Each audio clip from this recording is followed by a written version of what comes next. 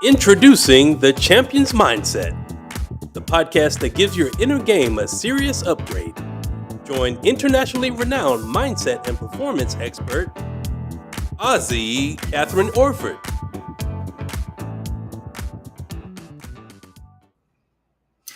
Hi there, everyone, and welcome. Welcome back to the Champion's Mindset. You are in for a treat tonight. I'm telling you, I met this amazing powerhouse of a woman when we shared a room at our recent National Speakers Association's conference in Scottsdale. And I went, I've got to have her on the show.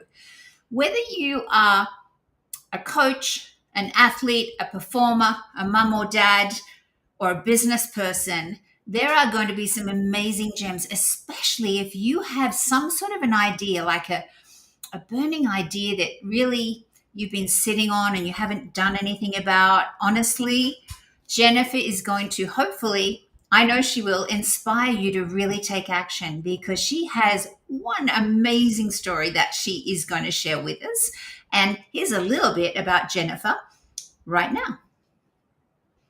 Jennifer Lea is the founder and CEO of Entry Envy, a direct-to-consumer brand that creates personalized address signs with built-in planter boxes and seasonal faux floral kits, plus year-round perfect planter fillers for front porches.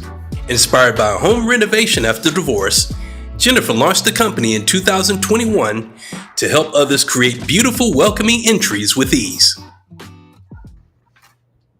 Welcome, Jennifer. I am so excited. Thank you so much for saying yes, because I know you are a very busy woman.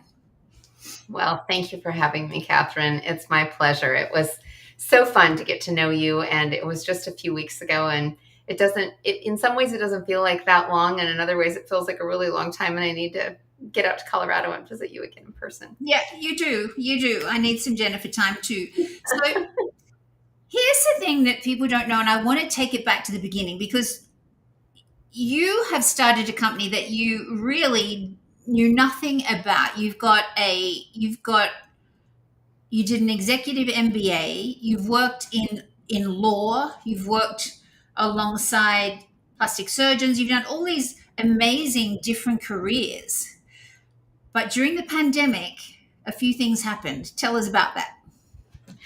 Everybody has a pandemic story, don't we? I never had any intention of starting this company for sure, but it was a series of things. And so January of 2020, before the pandemic, I left a marriage, and the only thing I took with it were my two kids that were 8 and 10 at the time, my dog and tortoise and clothes. And March, of course, COVID hits, and I was managing a law firm at the time, so my workload went instantaneously overnight to 100 hours a week to try and virtualize the law firm. And it became apparent, after about 6 weeks, that nobody was going back to home or, going back to work or to school anytime in the near future. And I moved to a lake house that I had for a few months, and I was trying to buy a home during the middle of the pandemic.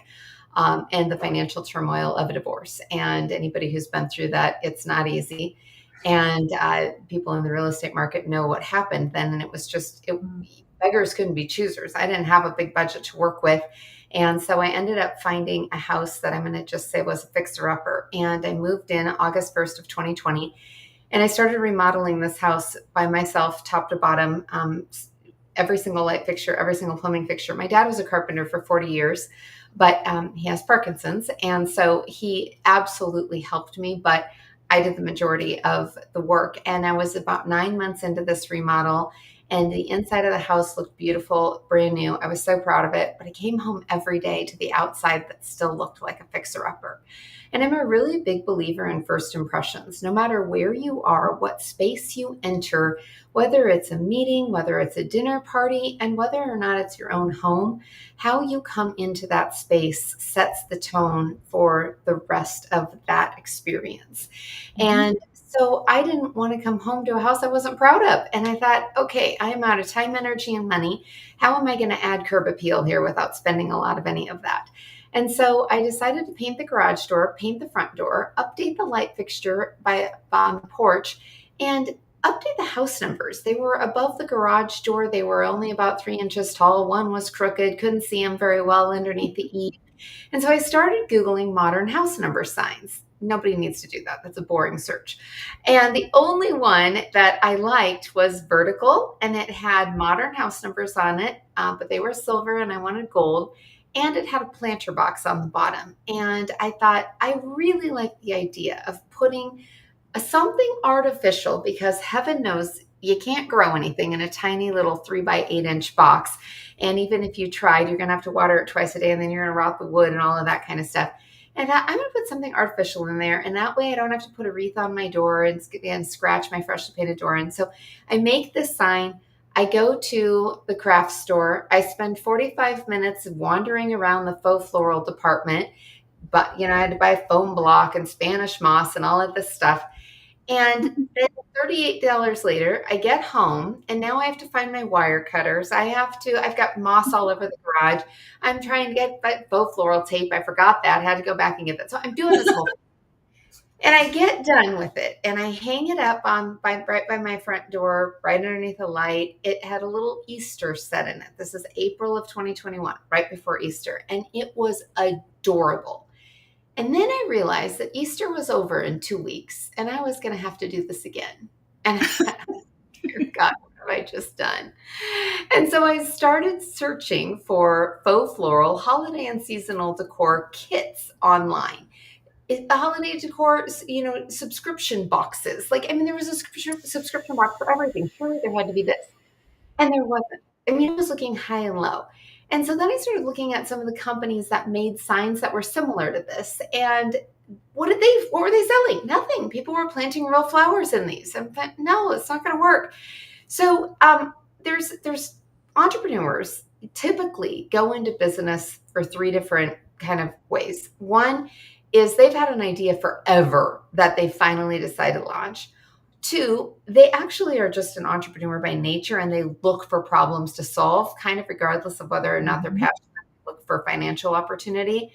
And the third would be me. That is like, it was an epiphany. It was like, all of a sudden I had this idea, and I don't think I ate or slept for 2 days. I just created prototypes, and I did all the business models, and I just was like, I know there's a business model.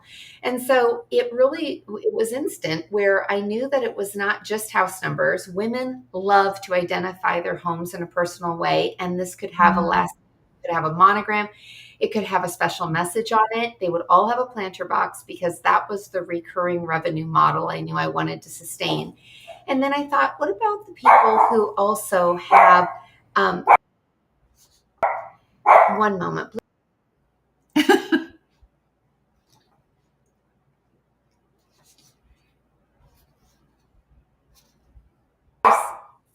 I'm so sorry about that. Of course the dogs. Of course it is.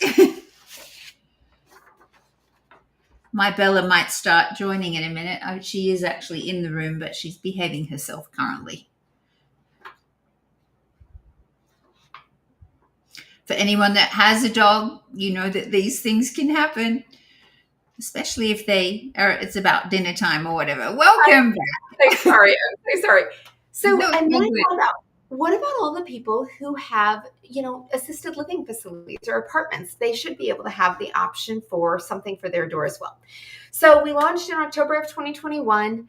We had 40 customers by the end of that first 3 months, and it wasn't enough to replace my 6-figure corporate income, but it was enough to know that I had something.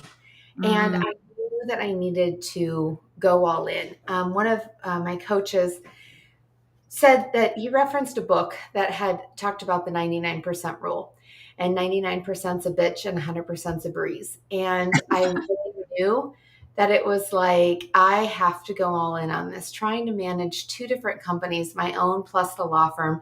And I was the executive director. It was not a cake job. And I thought, I can't do justice to either company any longer and try and do both at the same time. So it was, I always say, the hardest decision of my adult life was leaving my marriage. The scariest decision of my adult life was quitting a corporate job to chase a dream. Yeah, I can understand that. Now, in 2021, I think, was it, you actually earned a Best New Subscription of the Year? Have I got the years right? Or 2022? 2022. Yeah. So started in 2021, won Best New Subscription of the Year in 2022. And then we won a $50,000 pitch competition in 2023. We were also accepted into a national accelerator in 2023. It was interesting. I learned so much. I've never started my own business. I had 20 plus years of experience running $10 million plus companies and an executive Mm. MBA. None of that really prepared me for what journey I have been on the last 4 years. I'm sure it did, but being in the venture capital world and startup world is just so different. And so one of the things that I learned a lot was like, how do you define that? What is the difference between starting a small business and starting a startup? And, I tend to pick things that are harder in life. Like, let's just, if we're going to go big, we're going to go bigger, we're going to go home, right? So let's not go little. Let's do the whole thing. So it's been hair on fire for the last 4 years, on an incredible journey of learning literally $1 million education that you just can't get, in You're a in it. formal education setting. No, it's lived Yeah. experience. So looking back, what practical steps or perhaps mindset, I've got to be really careful saying this, mindset shifts were the most critical when you bootstrapped Entry Envy and went to that fair, and really from concept to a profitable brand? So what were did you have practical steps in mind, or you just rolled with the punches, or what mindset got you through all of that? Because it must have been a huge learning curve. Yeah.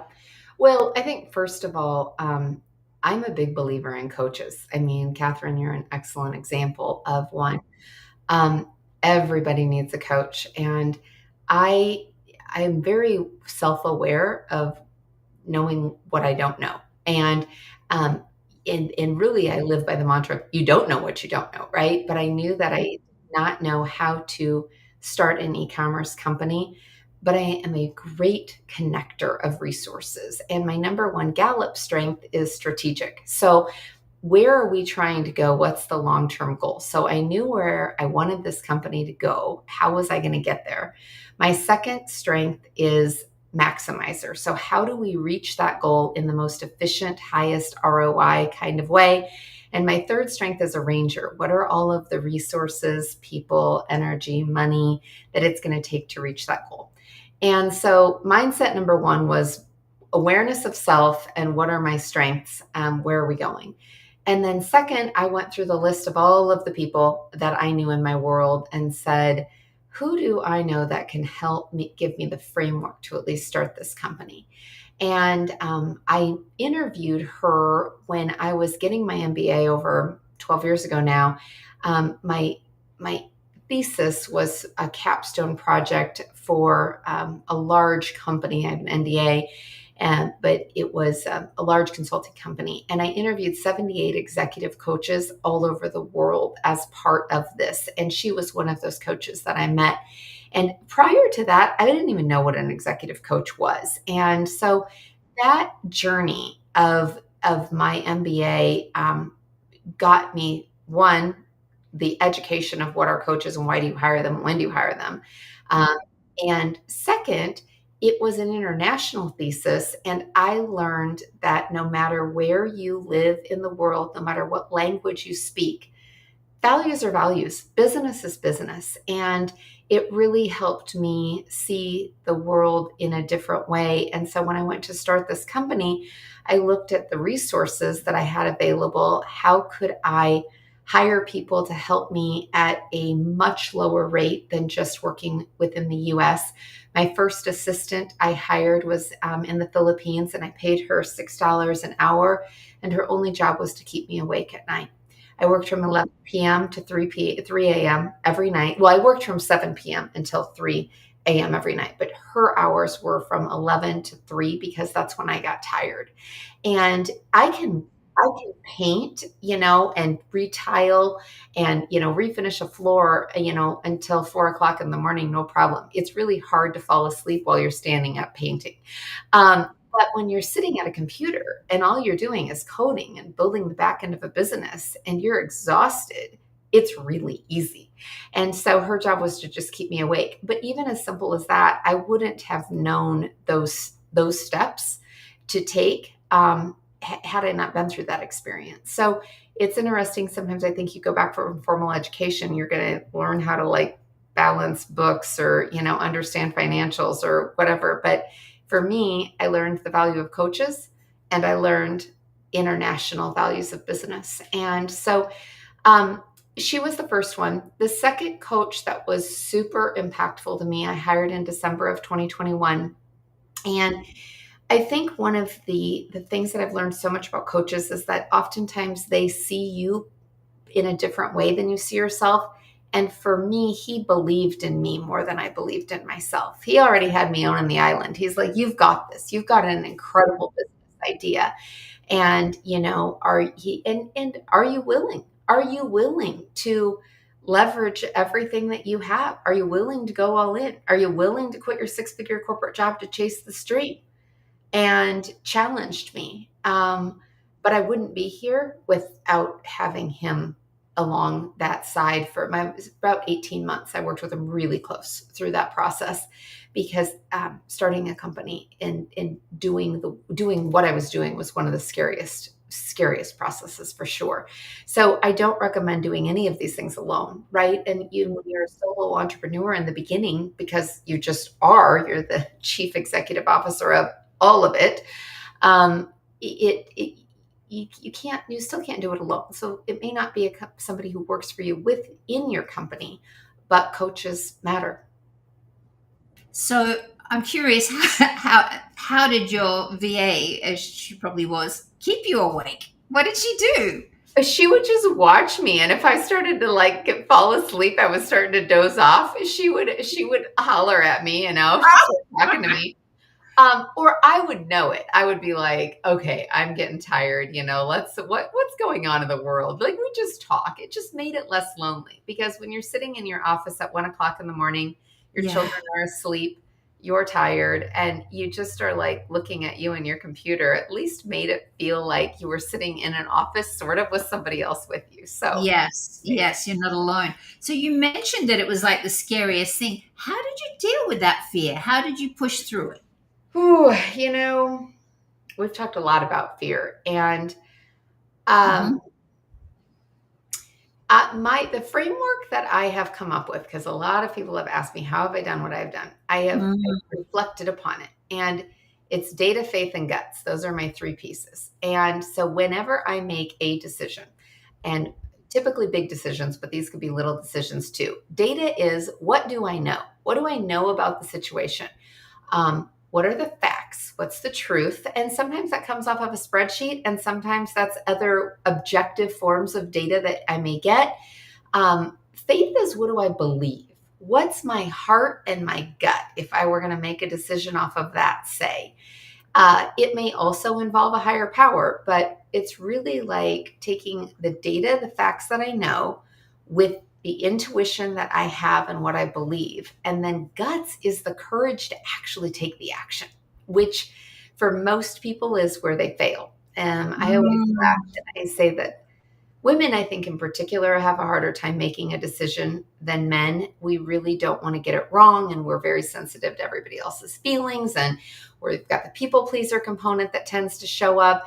And I always say, if people doubt me on that, just go in the nail salon on a Saturday afternoon and sit there and look at how long it takes women to choose a color for their nails for 2 weeks, right? We do not excel at decision making. Trusting our intuition. I think we have incredible intuition, and I think most people do, but not everyone gives themselves enough credit. But the taking action part, there's a lot of people who struggle with that. And women, again, tend to be more reserved in my experience than men. make a decision and move on and do it. I think the challenge in some of those big decisions is you have to stand by the decision you made. If you had the confidence to finally make it, it's staying with it. It's over and over and over. It's okay, I'm going, because it's not just one risk, and that's something I've learned a lot in entrepreneurship the last 4 years. It's risk after risk after risk. It's never easy. You look at people who leave a marriage or leave a bad relationship, but how many times do they go back to it? No, make a decision, whatever you're going to do, stand by it, trust yourself, and believe that there is going to be a net or water below you once you jump. It's going to be okay, So Jeff Bezos talks about one-way and two-way doors. I always like that analogy of the one-way door is something, if you make that decision, you can't go back through that door again. It's done. If you will not be able to go back to it the way it was. The two-way doors are like, you can try it, you can test it, and if it doesn't work, like, okay, just undo that, right? So some of those decisions, when I think about the data, faith, and guts framework that I use, is first is this a one-way or a two-way door? How big of a deal is this? That's a great way to think about it. If it's a two-way door, it's not that big of a deal. Like, just do it, right? If it's a one-way door, then take a few deep breaths, think about it over a weekend, because you need to stand by your decision once you make it. Yeah. So you talk about, and which I do as well, is failure is just feedback. Yep. Share a time with us, Zoe, that things went sideways. And how did you, everyone uses the word pivot. I'm actually a dancer or former professional dancer. And when you pivot, in actual fact, you stay on the same spot because you go this way and then you pivot around to the back and then you come around again, and you might have a slightly different view, but I prefer to use dance terms that take you away from your current viewpoint. So I use like a posé turn or a chaîné turn or a jeté, which means to jump. So when things went sideways, which I'm guessing happened a fair bit, how did you, I guess, have the courage and the wherewithal to dance your way out of that? It's an interesting question, and it's one I'm wrestling with on an issue right now again. There's a certain level of grit and resilience that is just required in entrepreneurship that can feel like a test, and they don't get easier. What was hard for me 4 years ago in entrepreneurship is not hard.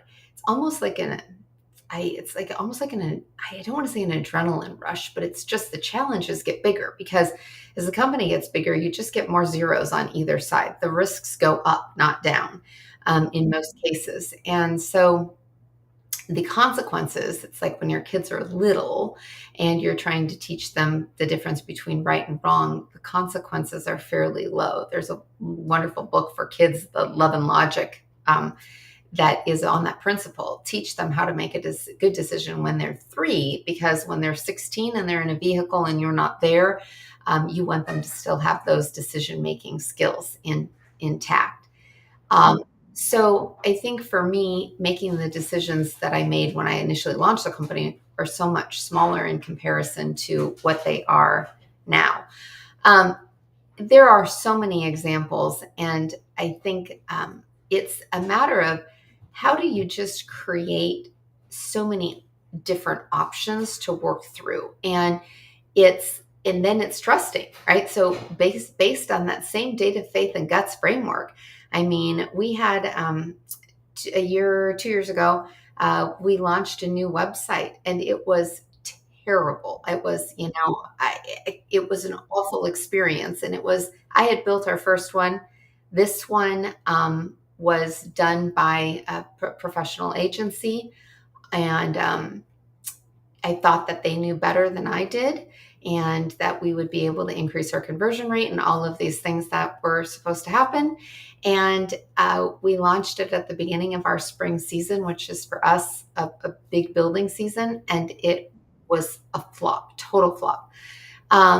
I panicked. I watched the numbers because, in e-commerce, you can look at the data on everything. And I watched these numbers go down In the first 2 weeks, I was like, okay, it'll be fine. And then it was just at 4 weeks, I was like, no, this is not fine. This is a disaster. And I interviewed and spoke with a lot of subject matter experts about what do they think is wrong with the site. I showed it to probably a dozen different people that were experts in e-commerce, in subscriptions, in websites. And I'm like, what do you think is wrong with this? This is what is happening with our numbers. And normally in a website, you only would change one variable at a time. They call it A/B testing. In this case, it was like a complete overhaul. So there's, 26 different variables. There's no way to like hone in and say, oh, well, this is what it must be. And so after talking to these 12 different people, I was like, I don't know. It looks great. It looks amazing. Like, I don't know. And I decided at the end of the day, there was nobody who knew the company and the customers and the product better than I did. And I was the one who built the first one. And I was going to have to be the one to fix this. And so I did. And within 30 days, I had it back to converting at where it was at. I had taken the best of the things that they'd done with the best of what our other site was and the customer journey experience. But I mean, I think it's like sometimes we want the easy button. We think that other people know better. And I have learned this lesson painfully so many times in business that you think you can take another course. You think you can ask another expert. You think you can hire somebody. And at the end of the day, there's hundreds of books on how to raise children, but there's no one book that teaches you how to raise yours. And there are hundreds of books on how to start a business and, business management and leadership, but there is not a playbook out there for your company. You're the one who has to write it. And so it's a really fine line between, when those obstacles come up of trusting yourself to figure out what the best answer is and not necessarily always looking to the outside world and paying for a problem to be solved because you very often may be disappointed when you don't get the result you were hoping for. Yes, I've had that experience myself massively. So you launched in Omaha. What did it take mindset shift wise for you to go, okay, we're doing well in Omaha. Now I want to go national? I never launched it just as a local brand. In your mind, it was always going to be. It was e-commerce, So, I mean, I did craft shows here locally, found out quickly those actually didn't work for us, but it was the power of the internet of you put it out there and anyone can find it. And so and I think that's an important distinction, KATHRYN. When I decided to quit my position at the end of October, at the end of December of 2021, we already had these 40 customers were national across the country. Half of them I knew, half of them I had no idea who they were. And that's really important in your friends and family. If those are your only customers, that's not enough data to say okay, it's going to work. And interestingly enough, I think many people who have started companies would agree with this. Oftentimes, your friends and family are not your customers. No, exactly. You think that that's who's going to buy, but move on. They're not probably going to. So don't get discouraged when they don't. So tell me about hammers and flip-flops and what's your vision with that venture and what impact do you hope to create with it? Well, so let's talk about that for a second. So that was a company that I started when we're going to go back to 2020 and 2021. When I was redoing my home remodel, it was like therapy for me. And I'm not kidding you, right? 1,800 hours of sweat equity in the middle of the night with me and a paintbrush and tile and, wood floor refinishing and all the things. I had a lot of time to think about things and it was a wonderful experience, but I decided to vlog the whole thing. And it was called Cheaper Than Wine. And I wanted to really share with women so the name. Cheaper Than Wine? I thought that if I spent my nights remodeling my house every night, it would be cheaper than drinking wine. Gotcha. Wine every night, but it really wasn't. And I did both. And, that's the whole thing. But it was fun. So I created great playlists and would share with my followers, what bottle of wine I was drinking while I was working on whatever project I was and what music I was listening to. But I wanted to show women actually how to do these projects. When it's different, Mm. you are watching an influencer that is remodeling her kitchen in Lululemon full makeup in 30 seconds, right? And like, you can do this too. And you're like, really? Can I? Yeah. And those women are amazing. But I wanted to like, how do you actually do this? And so that was where I started creating these how-to videos. It was also my first taste of social media, of putting myself out there and learning kind of what I wanted and what I didn't want. But when I got done with my home remodel, I was out of content. And so but I had gained a lot of followers during this period of time of people who were asking. Then I also ended up, starting Entry Envy at that exact same time as I was done with my remodel. So I didn't have time to do both, still managing the law firm. So I continued to have a lot of women ask me, I wish that you were still doing videos. I wish you would show me how to hang up that picture on my wall. I wish you would do all of these things. And so one of the things that I really learned through the process of starting Entry Envy was from one of the coaches that I was working with. She had a membership model, community-based membership model for all of her students, and I was one of them. And I watched how I'd experienced it for 2 years, how she had started this community, how successful it was, how it was structured. And I was like, I think that I should start Hammers and Flip Flops and model it after her community and give this place a space where women still want to learn. Now, mind you, did I really have time to do this? Not exactly, but it's entrepreneurship squirrel brain. And I'm like, I can do both, right? So I launched the company in a crazy short amount of time. In 4 weeks, I started promoting it on social media. And in 4 weeks, I had over 6,000 likes and followers and people that were interested just off of this, a waiting list of over 600 people. And I launched the company with my first 50 subscribers, paying monthly membership subscribers. And I held on to it for 3 months and I actually let it go. And the reason was twofold. Again, I'm all about self-awareness. I learned that I am not a community membership, kumbaya, everybody hold hands, and I'm going to take you along on this ride. I am the ship is leaving at 5 o'clock, and if you'd like to get on it, be to the dock because it's going. And so what I found with this membership community is I'm also an impact person. I have to be feeling like I'm making an impact in order to keep going. So I created this community that people had been asking me for, that they were definitely interested in, that they put their money where their mouth were and joined, but they could not commit to the time to actually do the projects. They wanted to watch me, but they were joining because they wanted to learn how to do their own things, but they weren't doing them. They weren't watching videos. They weren't participating. They weren't joining me on a live. They weren't reading my emails. They were just paying, and I wasn't able to deliver the impact. I couldn't force them to. I mean, I understand we are all busy. We've got children and families and lives, and we have the best of intentions to get that tile project done, but we don't have time. But that didn't work for me. It wasn't enough return on investment, not monetarily, but energy to keep me going.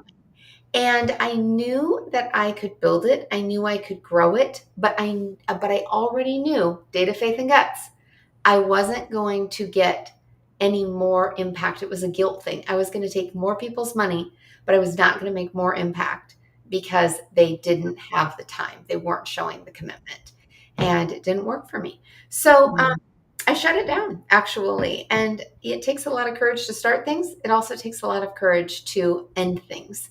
Yes. So yeah, I someday I don't know where that fits into my world because I'm so passionate about helping women in particular, but even men were super interested. Like they are not born with an owner's manual of how to fix things either. And so many, there was this generation that we all went through where everybody 35 years, go to college, go to college, go to college, stop helping, dads and, grandpas in garages and on the farm. And the art Mm. of the trades has been so lost. And it's it will be one of the last industries that AI will replace. And we just do not have enough people, period, in the trades. And we really don't have, there's such an opportunity for women, and they think that it's a man's world, but it's not. And so that's a passion project. It's probably more of a nonprofit foundational piece that I give back to at a different place. I speak a lot to trade schools, and anytime I have an opportunity to talk to women about it, I do. But it's not something I'm going to do a business in right now. Got you. And so, speaking of AI, I mean, everything is evolving, and you use AI obviously in your toolkit with your business. So, what do you see in the future as far as how you integrate AI into Entry MB to continue growing? It's interesting. I think Entry MB is like the most complicated company that you could create in so many ways. I mean, we do personalized signs. Which AI is definitely has a place in there to help people visualize what they want and be able to see it on their house before they buy it. And there's that component. But we are also a manufacturer. So we're consumer product goods, and we are our own manufacturing company. And we're a tech company.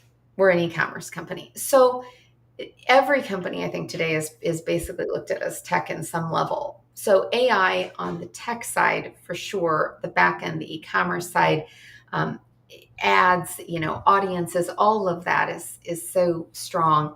On the manufacturing side, I think it'll be interesting. Time will tell. We're not there yet in terms of to test it.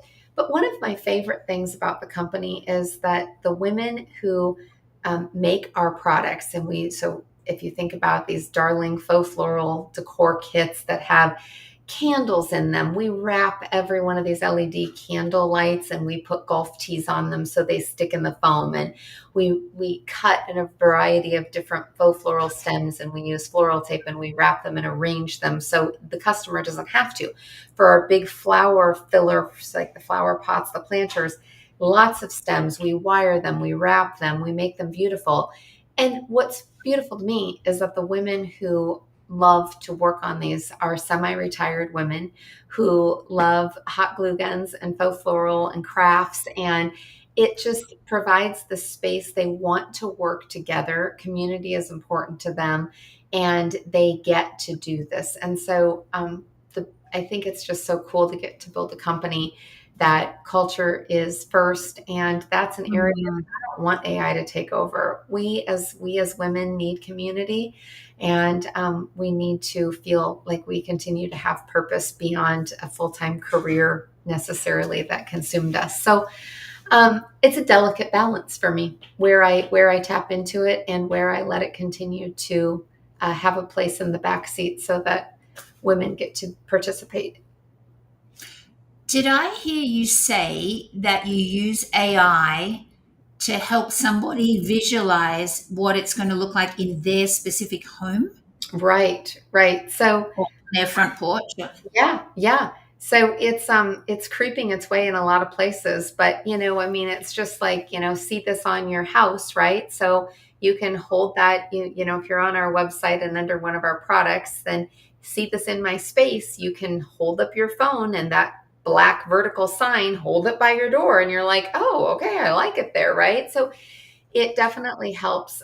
It also is a tool that we're experimenting with, and it will get there, of being able, and it already kind of is, but it's still, AI is moving so fast, as we all know. And it's not that it's not capable of it, it's how do you seamlessly integrate it for your customers. That our customers tend to be a little less tech savvy. They're women 40 to 60 is our core target market. And so how do you make it easy for them to be able to utilize the technology? And one of the challenges that we've had is we need your address. We need to know where your house is at in order for us to be able to, on the back end, pull it up through Google Maps, right? And be able to integrate it and tell ChatGPT, okay, we want you to show this woman a vertical house number sign to the right of her front door. Well, Chat has to know where her front door is at. And Yes. there is a lot of privacy concerns that people sort of like asking to get married on the first date. Like, can I come over to your house? Well, I don't really know you. I'm not going to give you my address, right? Yeah. It's this first, of like, I want to show you what this is going to look like on your house, but you have to give me your address. And you're like, I don't know if I'm ready to do that yet. So there's lots of challenges, as we all know, with AI. It's cool what it's capable of, but the actual practical implementation of it is still a challenge. I know when you were talking, I was thinking, oh, that's what you're doing is kind of sort of like when you go to a Sephora website. I think it's Sephora that I've done this. And you're trying to choose a lipstick and you can actually try on, you can say, this is a color. What does that look like on my face kind of thing? Yeah. It's pretty similar, isn't it? Yes. So we're nearly at the end. I could talk to you forever, but how do you personally pace yourself mentally and physically and emotionally? Or don't you? You just kind of get up every morning? Because you have a saying. What's that wonderful quote that you really get up, like? Dress up, show up, and do the next thing in front of you. Let's say that again, because I think we've got that pop on the bottom of the screen. This is sage advice from a woman that really understands this. Get up, dress up, show up, and do the next thing in front of you. And I think that's probably the best I can give, and try and follow my own advice. I continue to learn at 47 years into my life right now that I have to put myself first in order to take care of everyone around me. Yes. And so it's a balance, because I easily can fall into the workaholic category, especially when I'm on a really big project and I'm so motivated. I have to stop and say, have you gone to the gym today? Have you exercised? Have you slept? Have you drank enough water? Have you eaten? I hear you. I like to immerse myself too. I'm at the moment I'm recording content for the Champions Mindset app, and it's like I don't want to be doing anything else. And then I go, oh, but you haven't been to the gym today, and you haven't walked your dog. Yep. Okay. So it's take care of the basics necessities, right? So that you can take care of others. But I don't know that there ever is a balance. It's challenging. I'm the hardest boss I've ever had. There are days where I go, man, I'm a slave driver, right? I wish that I could go to work for somebody and, a 10-hour, 12-hour day would be cake. So, but when you love what you do, it doesn't feel like work. And so if you knew what it was going to take way back in 2020, would you do it again? I don't know. I think if I would have known, I would have gone, this is going to be way too much. I like I said at the beginning, the value that I've learned, you can't buy. I mean, I've bought it, but you just can't. I think that everything that you do in your life has a reason and a season. It's all part of a bigger plan, and I do not pretend to be in charge of what that is. Yes, you and me both. Correct. So I know that all of this is for a reason. I don't know how the story ends yet, and that's okay. So in the meantime, I get up, dress up, show up, and keep doing the next thing in front of me. But man, I think that I wish that more people who start companies would understand what is going to be required of them to be prepared and to really know. You get stronger as you go, but the amount of grit and resilience to overcome adversity, to take risk after risk, and just know that it's going to be harder than what you ever could imagine. It's going to take longer. It's going to ask more of you. It's going to take more money, all of these things. And I think that it's so important that people do know that the risk that we know the statistics of how many businesses fail, and it's awful. I can go through a whole bunch of statistics from different places. I won't, but how do we prevent that? how do we better position people to be set up for success? And it starts with the preparation and understanding, do you have what this is going to take? And there's a wonderful assessment that Don Clifton created called BP10. It's a Gallup product designed exactly for that, to help entrepreneurs or aspiring entrepreneurs, because he really believes that the world is a more successful, stable economy if we have, especially in third world countries, if we have more entrepreneurs. But who should start a business and who shouldn't? And this assessment helps, but it's not the whole story. So I am so grateful that I have had the opportunity, that I have had the courage to do it. And I just think it's a loaded question to say, gosh, would you do it again? I think the answer is probably sure, absolutely yes. But it's not without a deep breath going, man. Yeah.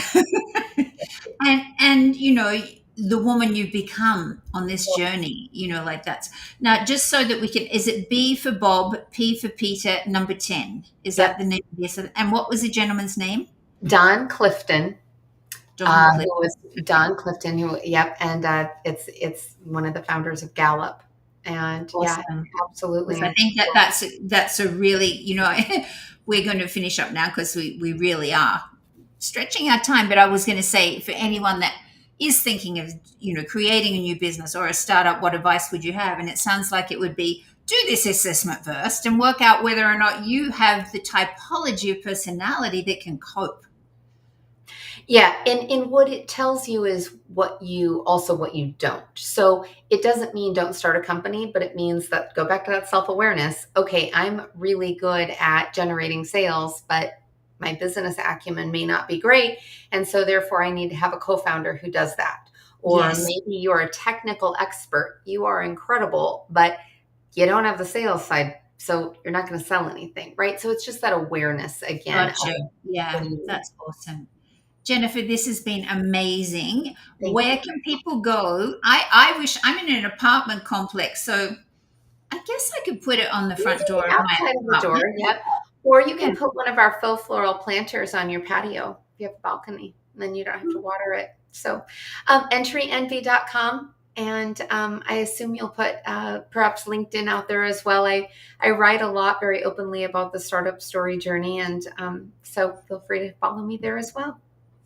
Jennifer, thank you so much for your time, your energy, your passion, and your authenticity and vulnerability of sharing your journey, because it's never a straight road to success, is it? There's lots of obstacles, there's lots of twists and turns, and I think having the courage to take those twists and turns is definitely underpinned your whole journey. And I hope it inspires other women out there, if they do have a burning desire to do something, to just, what did you say? Get up, dress up, show up, and take action. Yeah. So thank you again. And thank you to all of our viewers. I know they've loved this. And we've had over, at one stage, I think 2.4 or 5K people on live. So thank you again. To listen to my dog bark too. So sorry about that. That's all good. It's real. Like, it's authentic. Mine came up a minute ago and was doing this. It was like, it's dinner time nearly. And I'm going, no, there's another 15 minutes to go, Bella. Love you heaps, and so appreciate you sharing your journey. Mwah. Thank you. Thanks for watching The Champion's Mindset with KATHRYN ORFORD. Don't forget to like, comment, and subscribe. See you next week.